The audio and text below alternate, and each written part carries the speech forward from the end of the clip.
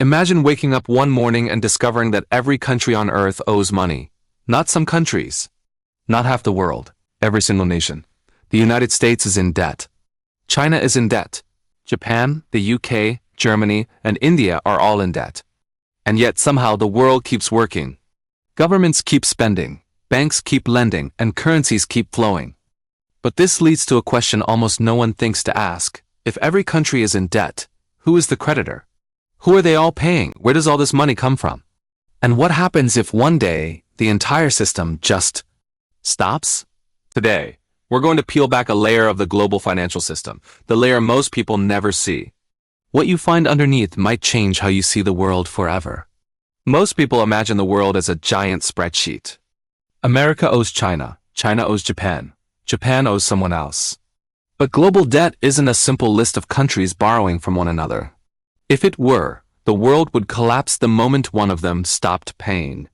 Instead, the truth is far more complicated and much more revealing. When we say countries are in debt, we're rarely talking about debt between nations. We're talking about debt owed to an invisible network, a system built beneath governments, beneath currencies, and beneath politics. A system so powerful that even the greatest empires must borrow from it. So, who is this creditor? To answer that, we need to look at how modern money actually works, and why the world can stay in debt, seemingly forever. Every government issues bonds.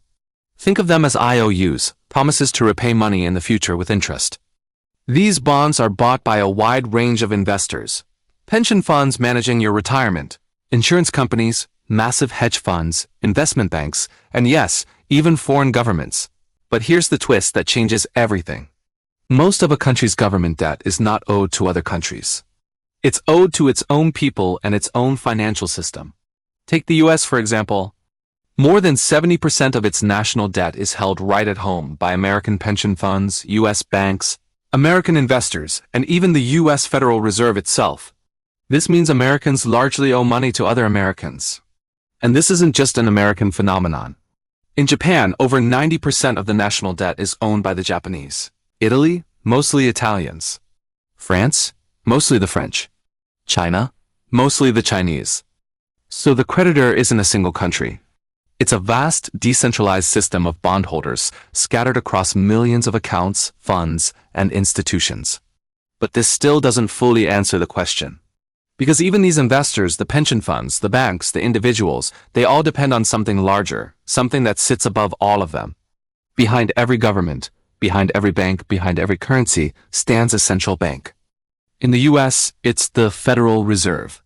In Europe, the European Central Bank. Then there's the Bank of England, the Bank of Japan, the People's Bank of China. Central banks are unique. They have the power to essentially create money out of thin air, through things like lending, setting interest rates, and buying bonds. And here's the most crucial part. When a government can't find enough buyers for its debt in the open market, its central bank can step in and simply buy it. This means a government can, in effect, borrow money from an institution it ultimately controls. This is the core reason why countries can stay in debt forever. It's not because they're borrowing from other nations in a giant global IOU chain. It's because they're borrowing from a self-sustaining machine, one capable of generating new money at will to keep the gears turning. But this machine isn't free. It comes with a hidden cost, a cost that we all pay without even realizing it.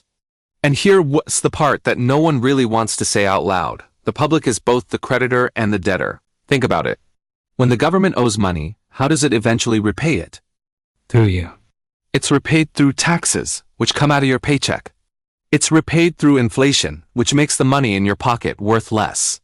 It's repaid through reduced public services, when money that could have gone to schools or healthcare goes to paying interest on the debt instead. And it's repaid by future generations who inherit this ever-growing pile of debt. Every single dollar the government borrows today is a promise to take value from its citizens tomorrow. When you see inflation rising and your grocery bill getting higher, that is, in a way, debt repayment. The value of your money is shrinking to make the government's debt easier to manage. When your taxes go up, that is debt repayment. When a government cuts funding for education or infrastructure, they are often replacing those expenses with debt interest payments. That is also debt repayment. You are on both sides of the equation. You, the public, fund the government with your taxes and savings. And you, the public, pay for the government's borrowing through those very same mechanisms. This is why the global debt system rarely collapses. It doesn't crash like a company going bankrupt. Instead, the cost is absorbed slowly and visibly by the entire population year after year. So, if the public pays and investors lend, who truly controls this system? The answer lies in the quiet symbiotic alliance between central banks, private financial institutions, and global markets. This isn't a conspiracy or some secret group meeting in the shadows. It's a self-reinforcing cycle that has become the bedrock of our economy. Governments need to borrow to fund their spending. Banks and other financial institutions buy that debt because it's considered a safe investment. Central banks support the whole system by ensuring there's always enough money flowing and by acting as the buyer of last resort. And the people? The people pay the price through inflation and taxes. The system isn't designed to collapse. It's designed to continue, to perpetuate itself.